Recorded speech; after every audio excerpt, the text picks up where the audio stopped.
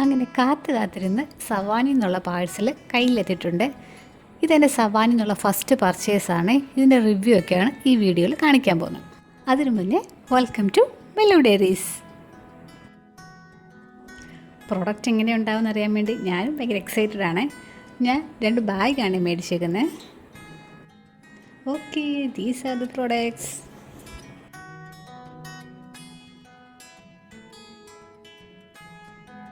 നമുക്ക് ഓരോന്നായിട്ട് തുറന്ന് നോക്കാവേ.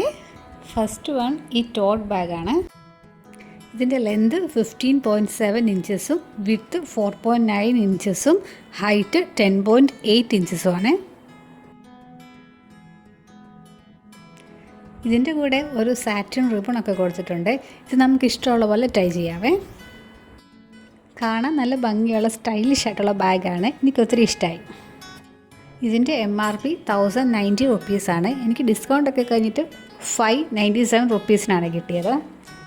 ഇതിൻ്റെ ഫ്രണ്ട് പോർഷനിൽ വി പോലത്തെ കട്ടിങ് ഉള്ളതുകൊണ്ട് നമ്മൾ ഇടുമ്പോഴത്തേക്ക് നല്ല ഒതുക്കം ഫീൽ ചെയ്യുന്നുണ്ട്. ഇതിൻ്റെ ഒരു ഡ്രോബാക്ക് പറയുവാണെങ്കിൽ ഇതിൻ്റെ സിപ്പിനൊന്നും അത്ര ക്വാളിറ്റി ഫീൽ ചെയ്യുന്നില്ല കേട്ടോ.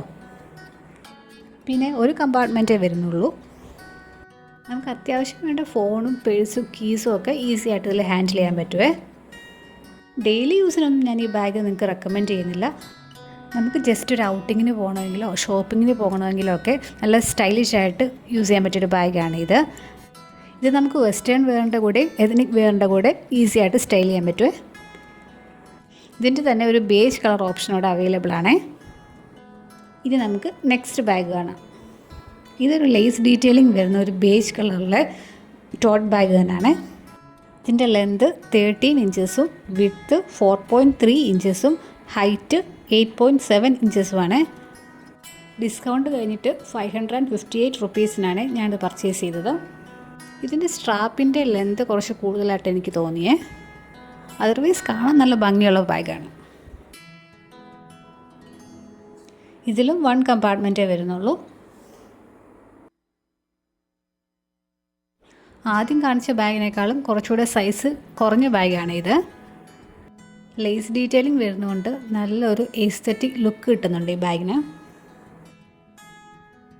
2 പ്രോഡക്റ്റിൻ്റെ ലിങ്ക് ഞാൻ ഡിസ്ക്രിപ്ഷനിൽ കൊടുത്തേക്കാവേ. നിങ്ങൾക്ക് ഇതുപോലുള്ള വീഡിയോസൊക്കെ കാണാൻ ഇഷ്ടമാണെങ്കിൽ ഈ ചാനൽ ഒന്ന് സബ്സ്ക്രൈബ് ചെയ്യണേ. എന്തെങ്കിലും സജഷൻസ് ഉണ്ടെങ്കിൽ അത് കമൻറ്റ് ചെയ്യുക. ബൈ.